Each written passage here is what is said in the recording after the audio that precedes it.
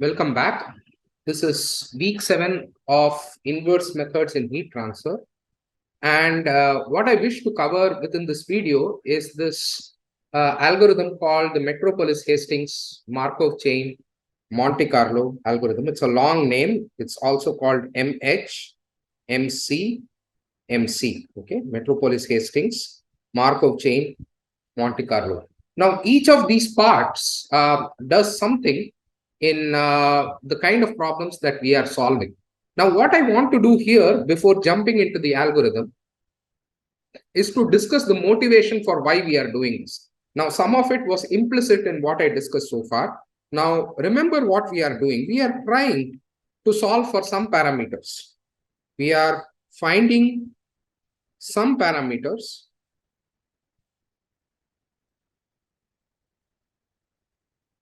some W. Okay. Now this W, as we have seen earlier, could consist of a large number of parameters, let's say n parameters. Now, typically here we have just 2 parameters, or in the problems that we were solving this week, at least, we had only 1 parameter. Okay. Now, the question always is this: we want the PDF or the joint PDF of this W. W1 through Wn, these n parameters. That is, what range does W1 vary in, what range does W2 vary in, so on and so forth till Wn. Okay. Now, in order to do that, let's say we have just 1 parameter like we were doing before in the previous video. Suppose only 1 parameter Q. Then what we want basically is the probability distribution function of Q. Okay, it could look like something like this, even though we were looking at Gaussians. Now imagine we have some such distribution, but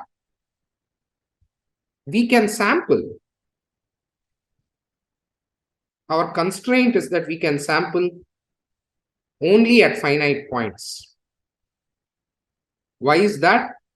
Because remember, for each value of Q, we actually had to calculate what the model value of T was and then find out T hat minus T square, etc. And that is really the only way in which we could generate this value of the PDF of Q at one point. So just each sample is expensive. Okay, it's not cheap to sample at each point. Now, this is for a simple slab. Imagine if it is like a full 3D simulation where you have to calculate at each point and you have lots of thermocouples, then each sample becomes really, really expensive. So the first point is we can sample only at finite points. The second point is that when we calculate something like expectation of Q is integral of Q at a particular point multiplied by, let's say, the PDF of Q is P. Even this integral can only be approximated. How are we approximating it? We are approximating it using sigma Qi probability of Qi. So what we do effectively is we take a few points, let's say we call this Qi, and we sum just at this point. Okay. And we take a small interval around this. That's basically what we are doing. Okay. This works out because the integral of Qi turns out to be 1. And that's why this integral basically equates to the summation because of normalization. Similarly, for variance, you had to do sigma of Q minus Q bar or expectation of Q, PQ, DQ. And this was also approximated by sigma Qi minus Q bar square. Okay, P of Qi. Now, what is the problem? So there are 2 problems. One is, first, we are sampling only at finite points, and even the quantities of interest, that is, what is the mean value of the parameter, what is the variance of that parameter, are also approximated. Okay, so these are 2 problems that we are dealing with. Now, because of this, where we sample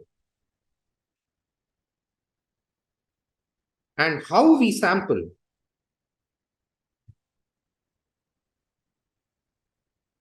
becomes extremely important.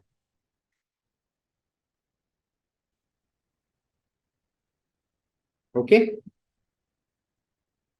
Now, in this Metropolis Hastings Markov chain Monte Carlo, there are three parts. The first part, the causation is like this. First part is Monte Carlo. From there, we go to Markov chain, and from there, we go to Metropolis Hastings. Now, what is the basic essence of Monte Carlo? The basic essence of Monte Carlo is, instead of doing continuous sampling or sampling the entire sample space, you just use some sample points. Okay, so this is a subset of sample points from the sample space. If you take this, that is basically the idea of a Monte Carlo. Remember, we had our entire sample space, whether it is continuous or even if it is discrete. In fact, the initial way in which Monte Carlo was done was for a discrete random variable, but nonetheless, even if it is a large sample space, out of that, we sample from a few places. Now, when we do offline sampling, these are fixed and these are independent samples. All samples are independent if you do offline sampling or offline Bayesian. Okay, but how do we know that we are sampling at the right place? For example, let's deal with, if this was something like our actual PDF and this is our sample space. Let's say this is the full sample space. Let's say -1 to 1. That's not accurate, but let's say that's the full sample space. Now, only some portion of it actually contributes to the integral. But somehow, let us say when you were sampling, you only sampled at these places. You will actually end up getting something like Q bar or W0 bar equal to 0 because you really have nothing going on there. Okay, or very little will go on. So if you don't sample from this portion, which is the important portion, you will actually undersample or you will very poorly sample. Now, when we do pure Monte Carlo or we do pure offline, we are basically assuming that I'll just put a lot of points here and somehow it will magically capture it. Now, if you come to something like this, it's possible that you might have put samples of this sort and you will get practically nothing of this PDF. Okay, if you just sample here, you get practically nothing, which is when we come to this idea of both Markov chain as well as Metropolis Hastings. Okay, so the idea is this. The idea is, in Markov chain,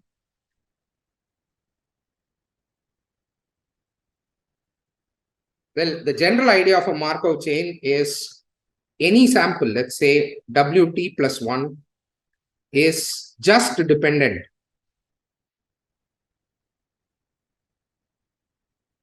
on WT. Another way to say it is the new sample depends only on the previous sample, on just the previous sample. Now, imagine instead of doing a grid search like this, you start doing a different grid search. The grid search works like this. You first give 1 point. You look at the probability here and you are not very happy. Looks like I'm in a low probability space. I'll randomly move somewhere else. And then you look around and somehow you have a good guess for where to go next. So this is somewhat like a random walk. I'll tell you how to do this better. Now, what you do is you do a lot of these random walks. At least the earlier versions of Markov chain Monte Carlo were that you start from various places, randomly sample the domain at various places, but the new sample depends on just the previous sample. So you search a little bit more regularly than what I'm saying, or in a more organized fashion than what I'm saying, but nonetheless, it is not a simple grid search. So this is a unique type of sampling. Just Markov chain. Now, Markov chain has multiple types of sampling. So Markov chain simply says that new sample is not independent of old sample. Now, within Markov chain, there are multiple types of samples. One such type of sampling is called Gibbs sampling. Another is called Metropolis Hastings, which is what we will do. Now, this Metropolis Hastings sample has been named as one of the most important algorithms. So 10 most important algorithms of the 20th century. Another one is the fast Fourier transform. This is very important in multiple fields. In economics, it's important. In biomedicine, it is important. Of course, in inverse heat transfer, it is important. So a large number of places where we have to estimate. So this is true in general of Monte Carlo. We have to estimate integrals from finite samples. And we don't know, what is the density of that integral? Where is it high? Where is it low? Then we don't know such information, but you still want to evaluate integrals of the sort that we have in expectation or in variance or in the denominator. In such cases, Monte Carlo method, and specifically not Monte Carlo, but the Markov chain Monte Carlo method becomes important. Metropolis Hastings is a certain type of sampling here. Okay. So now before I am going to describe the algorithm here, but let me give you an intuition. Okay. So for how this happens. So let's again go back to the simple probability case we were looking at, which was we were sampling from Q. Okay. So let us say the PDF of Q looked somewhat like this. Okay, so this is PDF of Q. And the way we sampled it is we start at some random point within the Q domain. So let's say this random point was here. Okay. So we start with this random point and you do your sampling. Basically, you find out T simulation, etc., and find out what its value is. And indeed, you find out PDF at this point. Okay, so let's call this PDF 1. Okay. Now you have a choice on where to take the next point. So this is a Markov chain. The Markov chain will say that, okay, at this point, I will look somewhere in this neighborhood. Okay. And I will look somewhere in the neighborhood, and a lot of points in this neighborhood, that is somewhere here. This is, I'm going to search in this proposal region. Okay. That is, I'll not randomly jump from here to, let us say, somewhere here. Like I started here, I don't want to jump somewhere very far off. But I will say, I will search once again with a certain probability. Okay, so let's say I search with a probability, which is a Gaussian. So this is called the proposal distribution.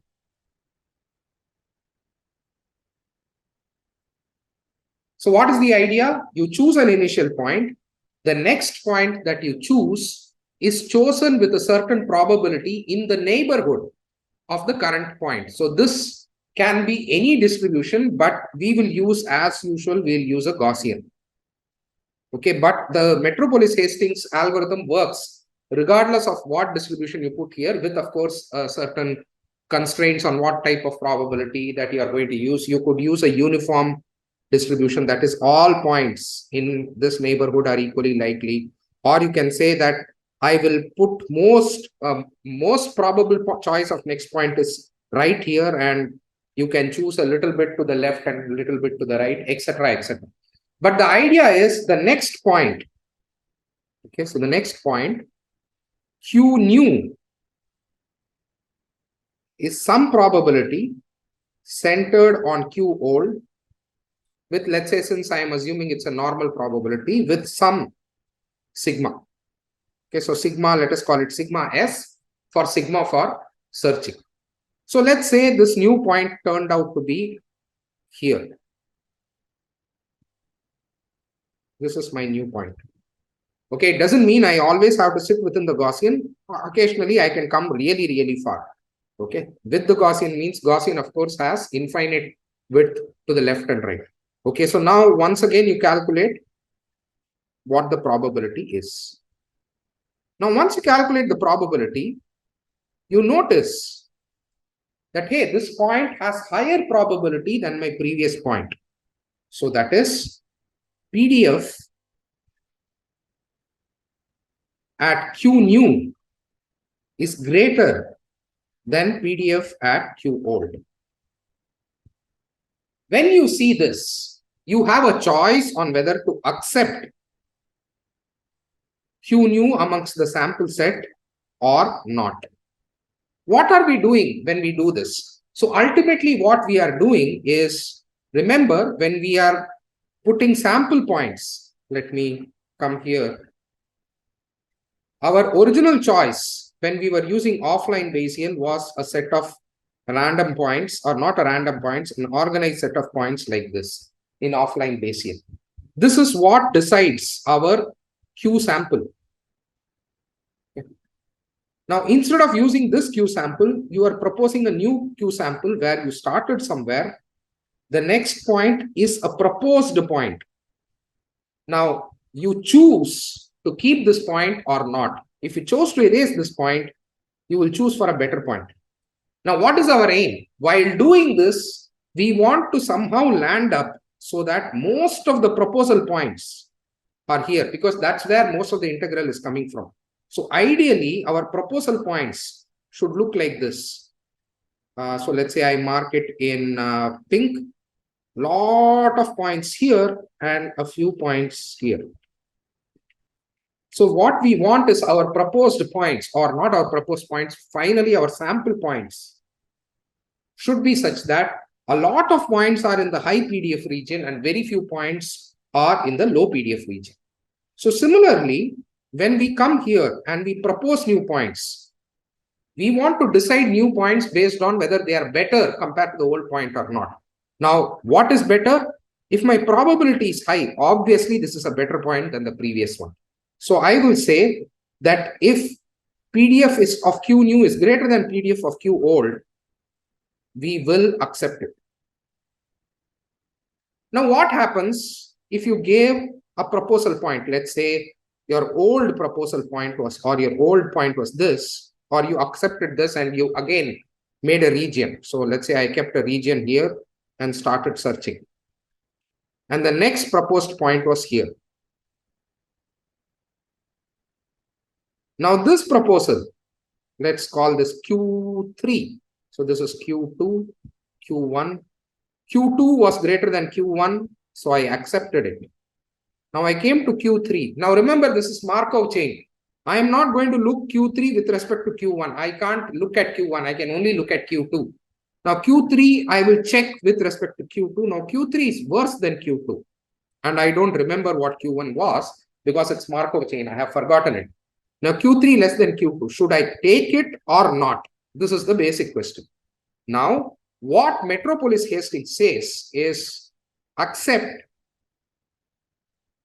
with some probability. Okay. So if it is greater, always accept. If it is lesser, accept sometimes and reject sometimes. Now, the cleverness of Metropolis Hastings is the ratio with which it accepts. A is called the acceptance ratio. This acceptance ratio happens when probability of the new point is lesser than the probability of the old point. You will accept it with some ratio and reject it with some ratio. Okay. So let us now look at what the algorithm is. The entire algorithm is simple, and it will become even clearer when I actually show you a simulation of exactly the same slab case with a Metropolis Hastings Markov chain Monte Carlo algorithm. So let's go through the algorithm now.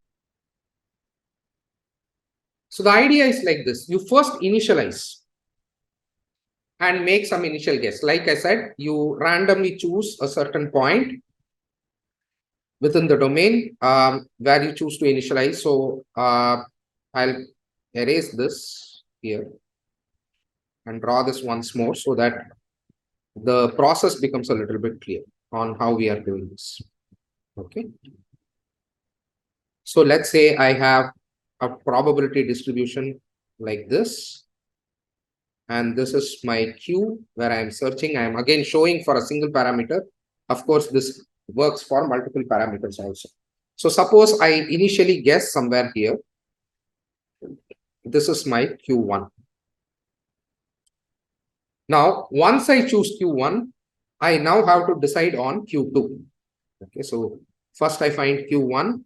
At Q1, I find out T1. Now, for Q2, I propose a distribution here.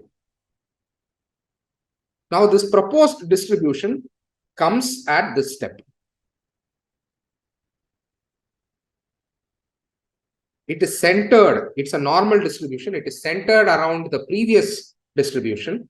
So Q2 is a random number in this range. It's highly probable that it will choose Q1 itself. Of course, that will never happen in practice computationally. But the closer it is to Q1, the more likely it is to get selected. And the farther away it is from Q1, the less likely it is to get selected. So you go here and let's say at some point you select Q2. This Q2 gives you a certain probability P2. Okay. Now that's what is written here, but not so clearly. All it says is you generate a random number U. This is a uniform random variable between 0 and 1. Now, why do we do that? Because we are trying for this very simple idea that if P2 greater than P1, accept. If P2 less than P1, accept with probability A. Okay. Now, how do we do this? Let us say this probability A turns out to be 0.5. Okay, so let us say we went to these 2 points and it actually turned out that P2 was some point here, let's say. Okay, so farther off. And P2 is less than P1. Or let's say this is P3 and P3 is less than P2. That's where we came. And we want to accept it with probability 0.5. Why 0.5? I'm making something up. How would we achieve that in computational practice? What you do is this. You select a number between 0 and 1, this step. Now, it's a uniform probability, which means you could have selected any number between 0 and 1 with equal probability. And A here is 0.5. So if the number that you randomly selected turned out to be less than 0.5, you will reject it. If it turned out to be greater than 0.5, you will accept it. What does this mean? In 50% of the cases, you will reject it. And 50% of the cases, you will accept it because you have put A exactly at the place where you want the probability. So if you want to accept with probability A, all that means is you put a line, you choose a random number in the range 0 to 1. And let's say A was 0.25, you will say, well, if it is less than 0.25, I will accept it. If it is greater than 0.25, I will reject it. What that will do is it will select it only in 25% of the cases.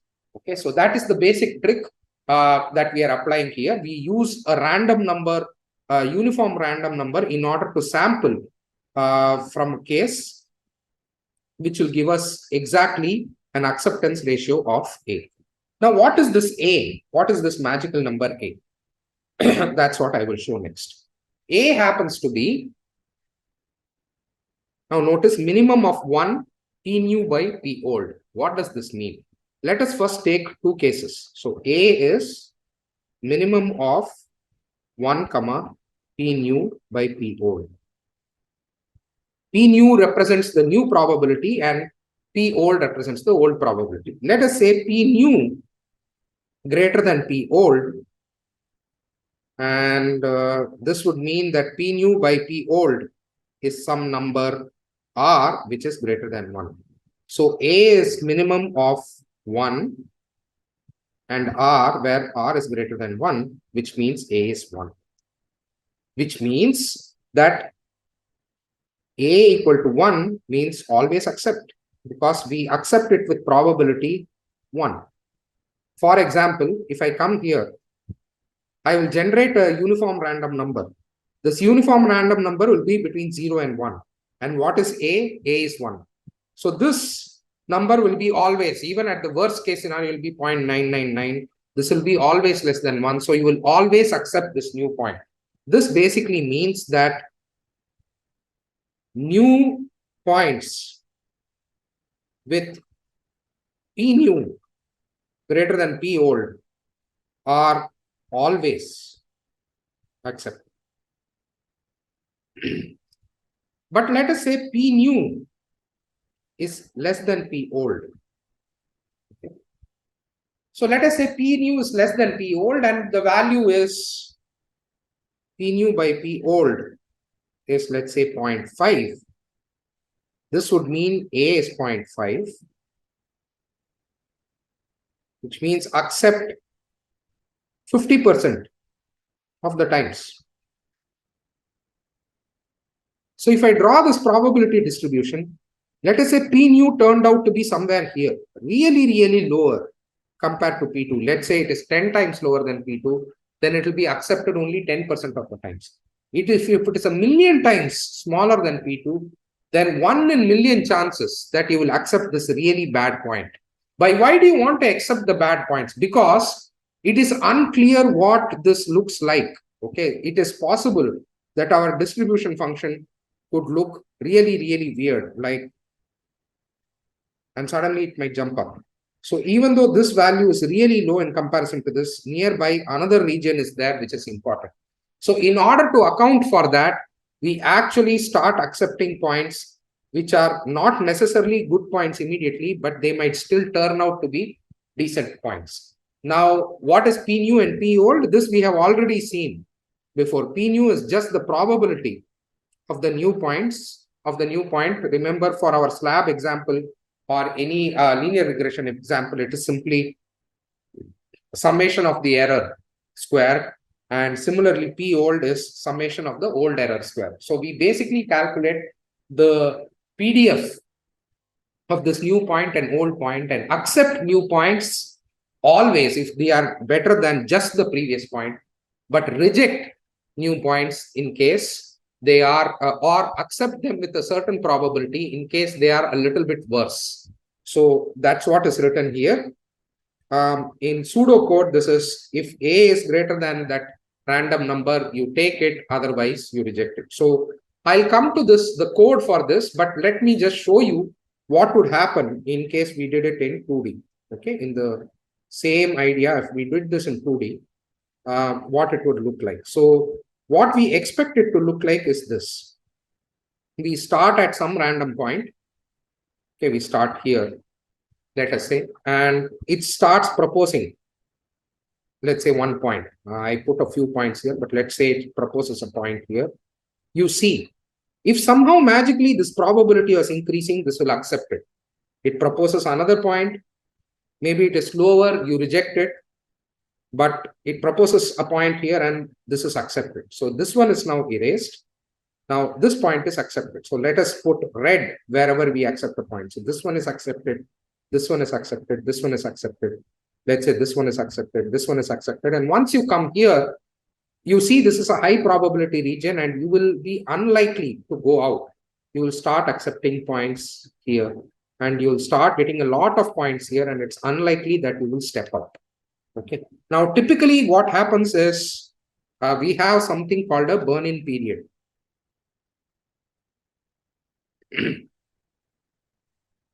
The burn-in period is that the first B, let's call this B, the first B samples are not used